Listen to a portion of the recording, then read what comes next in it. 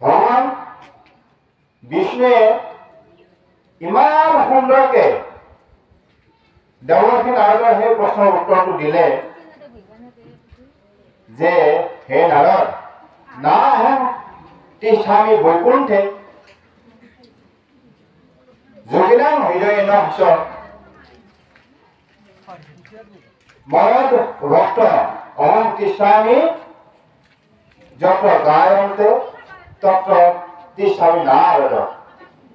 নাৰদ ক'লে হে নাৰদ তুমি মোৰ ভক্ত হলেও মই বৈকুণ্ঠত নাথাকো, মই যোগী হৃদয়ত অনবৰতে নাথাকো। মোৰ ভক্তসকলে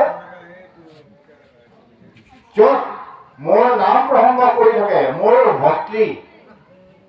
প্ৰতি ভক্তি ভৰা শ্ৰদ্ধা ভৰা মনেৰে য'ত গাই থাকে, মোৰ নাম প্ৰসংগ কৰি থাকে, তাতে মই থাকো আৰু মই তেওঁলোকৰ নাম প্ৰসংগ শুনি পেলাই চাই পেলাই আপ্লুত হৈ থাকো। সেইকাৰণে ভগৱান কৃষ্ণৰ নাম প্ৰসংগ অতি জৰুৰী, যি নামে সকলো পাপ মনৰ অশুদ্ধিবোৰ নাইকিয়া কৰে। কীৰ্তন পুথিত লিখিছে পাতকহু কামবন হৰিনাম হুতাহন ক্ষণকতে দহি কৰে চন্ন হেননাম প্ৰচাৰিলা তাতকিক নিষ্ঠাৰিলা পৰম কৃপালু নাৰায়ণ দেৱৰ ঈশ্বৰ হৰি তন্ত মহা যত্ন কৰি ৰয়ে শৰণ সাক্ষাৎ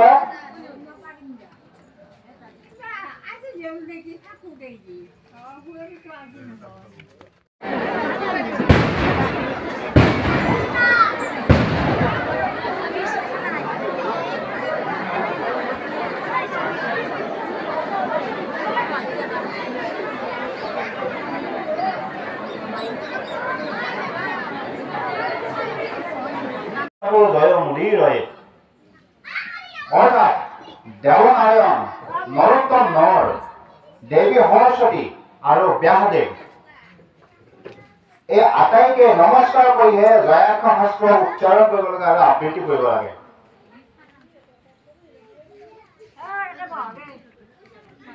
ভগৱান শ্ৰীকৃষ্ণ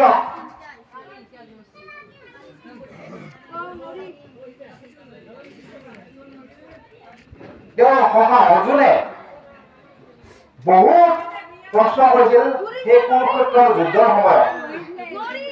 আমি আটাইয়ে মূঢ়মতি এইকাৰণে যে আমাৰ ভগৱত শাস্ত্ৰ শুনাৰো সময় নাই, কীৰ্তন পুথি শুনাৰো সময় নাই, দশম পাঠ কৰাৰো আমাৰ সময় নাথাকে। কিন্তু মহাভাৰতত সেই যুদ্ধৰ সময়ত শ্ৰীকৃষ্ণই যি জ্ঞান এক মুহূৰ্তৰ বাবে দিছিলে, কাক দিছিলে? তেওঁৰ পৰম ভক্ত, তেওঁৰ সখা অৰ্জুনক। সেই যুদ্ধৰ সময়ত অৰ্জুনে সকলো যুদ্ধৰ সেই হিংসা দাৱনৰ পৰিত্যাগ কৰি ভগৱান শ্ৰীকৃষ্ণৰ সেই এক মুহূৰ্ত মানে আজিৰ সময়ত প্ৰায় ৪৫ মিনিট সময় তেওঁক ধৈৰ্য ধৰি শুনিছিলে আৰু সেই অমৃত পান কৰিছিলে। আৰু সেই অমৃত ৰসে হৈছে আমাৰ শাস্ত্ৰৰ উত্তম গীতা ভাগৱত। এই গীতাখন হৈছে সেই ৪৫ মিনিট সময়ৰ ভিতৰত ভগৱান শ্ৰীকৃষ্ণই দিয়া অৰ্জুনৰ জ্ঞান। গীতাত কৈছে, গীতাৰ এটা সাংখ্য যোগ আছে, সেই সাংখ্য যোগত কৈছে বিহায় কামান জয় সৰ্বান পূৰ্ণং চৰতি নিষ্পৃহ নিৰ্মম নিৰহংকাৰ শান্তি অধিগচ্ছতি। অৰ্থাৎ আমি শান্তি পটককে নাপাওঁ, আমি শান্তি ইমান সহজে নাপাওঁ। যিসকলে ব্যক্তিয়ে সকলো কামনা বিহনে পৰিত্যাগ কৰি কোনো বস্তু পোৱাৰ স্পৃহা বা হেঁপাহ শূন্য হৈ মমত্বহীন হয়। মমত্ব মানে অৰ্থাৎ মোৰ ধন, মোৰ বস্তু, মোৰ ঘৰ, মোৰ পৰিবাৰ, মোৰ পুত্ৰ মোৰ পৰিবাৰ ইত্যাদি ভাৱশূন্য হৈ অহংকাৰ শূন্য হৈ জগতত বিচৰণ কৰে তেনে পুৰুষে তেনে ব্যক্তিয়েহে শান্তি লাভ কৰিব পাৰে। বলৱানপ্য সত্যসু ধৰ্মানপি নিৰ্ধন শ্ৰুতানপি মৰ্মসু যো ধৰ্ম বিমোহনা। ধৰ্ম অৰ্থাৎ বলৱান হৈও শক্তিহীন হয়, ধৰ্মৱান হৈও সেই ব্যক্তি দুখীয়া হয়, নিঃসহায় হয়, আৰু জ্ঞানৱান হৈও সেই মানুহ সেই ব্যক্তি মূৰ্খৰ দৰে আচৰণ কৰে, যিয়ে ধৰ্মৰ প্ৰতি বিৰাট ভাৱ বা ধৰ্মৰ প্ৰতি বিৰুদ্ধ আচৰণ কৰে, ধৰ্মৰ প্ৰতি মন কাণ নিদিয়ে। সেইকাৰণে আমি যিমানেই আমি পঢ়া শুনা নকৰোঁ কিয়, যিমানেই আমাৰ টকা পইচা নাথাকক কিয়, যিমানেই আমাৰ জ্ঞান নাথাকক কিয়, ধৰ্মৰ বিৰুদ্ধাচৰণ কেতিয়াও কৰা উচিত নহয়। আকৌ গীতাত কৈছে ভক্তিৰ অৰ্থ কি? ভক্তিৰ অৰ্থ হ'ল পৰম ত্যাগ। ভাগৱত বা নাৰদীয় পুৰাণত উল্লেখিত ৯ প্ৰকাৰৰ ভক্তি, কোনো এটা ভক্তিক যদি আশ্ৰয় কৰি আমি ভগৱানৰ সান্নিধ্য লাভ কৰিব পাৰোঁ, তেনেকুৱা দৃষ্টান্ত এইবিলাক পোৱা যায়। এনেকুৱাকে শ্ৰৱণং কীৰ্তনং বিষ্ণু স্মৰণং পাদ সেৱনং অৰ্চনং বন্দনং দাস্যং সক্ষম আত্মনিবেদনম। এই হ'ল ৯ প্ৰকাৰৰ ভক্তি। কেনেকুৱা? শ্ৰৱণং, ভগৱানৰ পাঠ শ্ৰৱণ কৰিব লাগে, শুনিব লাগে, কীৰ্তন কৰিব লাগে, স্মৰণ কৰিব লাগে ভগৱানক অনবৰতে। আমি যেতিয়া ৰাতিপুৱা শুই উঠো আৰু ৰাতি যেতিয়া আমি শোৱাৰ আগে আগে ভগৱানক স্মৰণ কৰিব লাগে, আৰু খোৱা পাতিৰ পৰা উঠাৰ সময়ত ভগৱানৰ নাম স্মৰণ কৰিব লাগে। পাদ সেৱনম, তেওঁৰ পাদ মানে তেওঁৰ শ্ৰীচৰণ আমি সেৱা কৰিব লাগে, অৰ্চন কৰিব লাগে, বন্দনা কৰিব লাগে, আৰু দাস্য মানে ভগৱানৰ প্ৰতি আমি দাসত্ব ভাৱ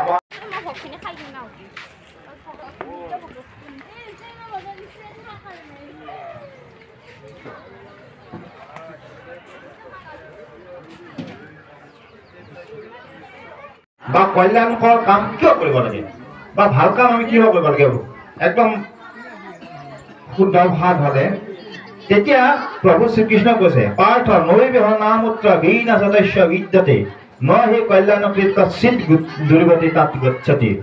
অৰ্থাৎ শুভাকাংক্ষী সাধকসকলৰ ইহলোক বা পৰলোক কতো বিনাশ নহয়, কল্যাণকৰ কাম কৰা কোনো পুৰুষে দুৰ্গতি প্ৰাপ্ত নহয়। সেইকাৰণে আমি কল্যাণকৰ কাম বা আনৰ হিতকৰ কাম কৰা উচিত বা চিন্তা কৰা উচিত। কাম কৰিব নোৱাৰিলেও অন্ততঃ চিন্তা কৰিলেও আমাৰ মনৰ পৰা মলিনতা ভাৱো নাইকিয়া হয়।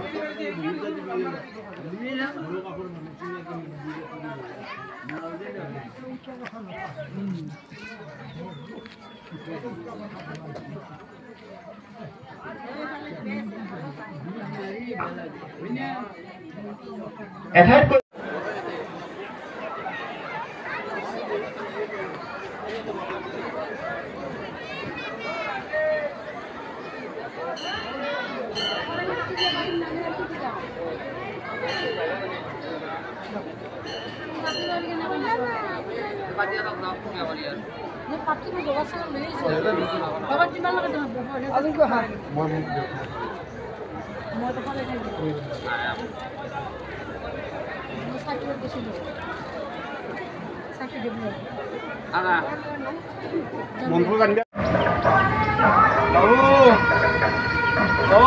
আমি এটা নমো কৰোঁ নমো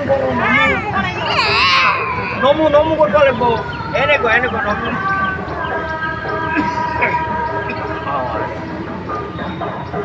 বাবু ওম শ্ৰীকৃষ্ণায় নমঃ, ওম শ্ৰীকৃষ্ণায় নমঃ, ওম শ্ৰীকৃষ্ণায় নমঃ। ফোটাটা লোৱা বাবু, ফোটাটা লোৱা ধুনু কৰি ফোটাটা লোৱা ধুনু কয় একেবাৰে। ওম শ্রীকৃষ্ণায় নমঃ, ওম শ্রীকৃষ্ণায় নমঃ। এটাইটো ল'ব লাগিব। ওম শ্রীকৃষ্ণায় নমঃ, ওম শ্রীকৃষ্ণায় নমঃ। গোপাল গোবিন্দ জননন্দন কৃষ্ণৰ চৰণে লৈলো হৰণ, গোপাল গোবিন্দ জননন্দন কৃষ্ণৰ চৰণে লৈলো হৰণ। গোপাল গোবিন্দ জননন্দন কৃষ্ণৰ চৰণে লৈলো হৰণ এই হৰিনাৰায়ণ এই হৰিনাৰায়ণ এই হৰিনাৰায়ণ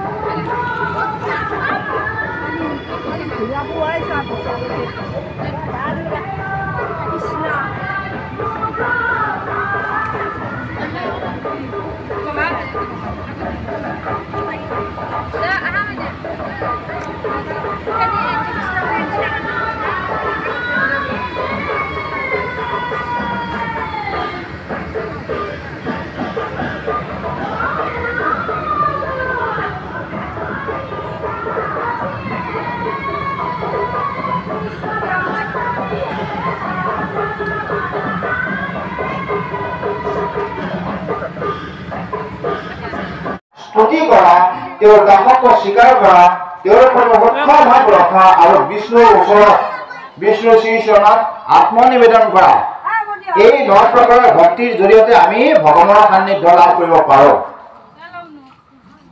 এই 9 প্ৰকাৰৰ ভক্তিৰ উদাহৰণস্বৰূপে মই কৈ গৈছোঁ মহাৰাজা পৰীক্ষিতে ভগৱান বিষ্ণুৰ মাহাত্ম শুনি শুনি ভগৱান শ্ৰীকৃষ্ণৰ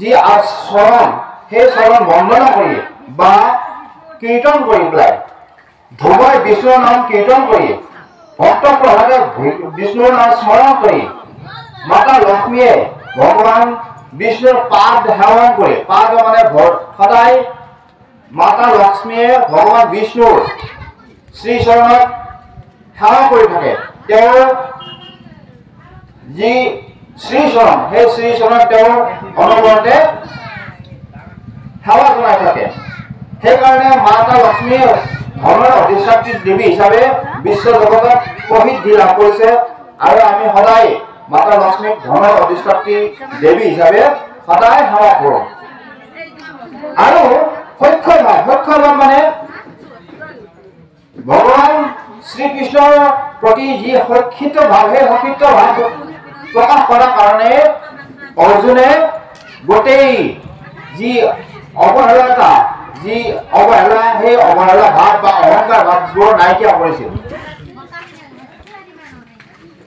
পৃথুৰজাই বিষ্ণু পূজা কৰি পেলাই তেওঁ মোক্ষ লাভ কৰিছিল অক্ৰূৰে বিষ্ণুক বন্দনা কৰি হনুমানে ভগৱান শ্ৰীৰামৰ দাস ভাৱ অৰ্জুনে শ্ৰীকৃষ্ণৰ সক্ষত্ব ভাৱ সেৱা কৰি আৰু বলি ৰজাই বামনৰ ওচৰত বামন ভগৱান বিষ্ণুৰে অৱতাৰ হয় বলি ৰজাই বামনৰ ওচৰত আত্মনিবেদন কৰি তেওঁ অভিষ্ট সিদ্ধি লাভ কৰিছিল গীতাত ঈশ্বৰ প্ৰাপ্তি আৰু মোক্ষ লাভৰ 4টা মাৰ্গ নিৰ্দেশন আছে এটা হ'ল নিষ্কাম কৰ্ম এটা হ'ল জ্ঞান এটা ভক্তি আৰু যোগ বা ধ্যান এই 4টা উপায়েৰে আমি ভগৱানৰ সান্নিধ্য লাভ কৰিব পাৰোঁ আৰু ঈশ্বৰৰ শ্ৰীচৰণত আমি যাব পাৰোঁ কাৰণ আমি সদায় ভাবোঁ যে মৃত্যুৰ পিছত আমাৰ আত্মাবোৰ কলৈ যায় আত্মাবোৰ যিবিলাক ভক্ত